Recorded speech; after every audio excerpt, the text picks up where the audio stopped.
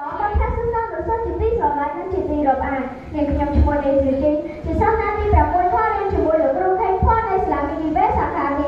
18ថ្ងៃនេះផងដែរយើងខ្ញុំមានសេចក្តីសោកដ៏រីករាយយ៉ាងក្រៃលែងដែលបានចូលរួមប្រគល់ប្រជែងការនិយាយពីសាធារណៈនៅវគ្គជំរុញនេះបុព្វបុរសខ្មែរយើងជាអ្នកដែលវាវិញទៅដល់ចំណេះដឹងហើយមុននឹងលោកស្លាប់លោកបានបន្សល់នៅពាក្យស្លោកសុភាសិតបំណាំការភ្លោះជាច្រើនសម្រាប់ទូមានព្រានប្រដៅដល់កូនចៅជំនាន់ក្រោយឲ្យទទួលបានបទពិសោធន៍និងមានចំណេះដឹងសម្រាប់យកមកអនុវត្តក្នុងជីវភាពរស់នៅប្រចាំថ្ងៃ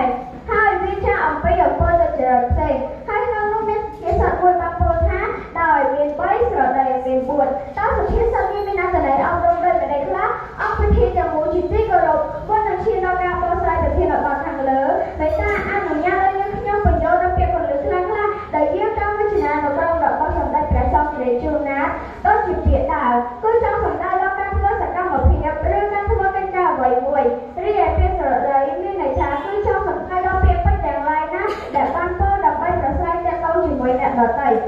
ដូច្នេះខ្ញុំសូមបកស្រាយនៅប្រធានបទខាងលើចង់មានន័យថារាល់ការធ្វើសកម្មភាពឬបំពេញកិច្ចការអ្វីមួយយើងត្រូវតែប្រកាន់ខ្ជាប់នៅហេតុ3ហើយរាល់ការនិយាយស្ដីត្រូវតែប្រកាន់ខ្ជាប់នៅហេតុ4តាមទស្សនវិជ្ជាជាក់ស្ដែងពាក្យថាឲ្យមាន3អាចអធិប្បាយទៅមានន័យយ៉ាងបានថារាល់ការធ្វើសកម្មភាពយើងត្រូវតែប្រកាន់ខ្ជាប់នៅគ្នា2ទៅ3នាក់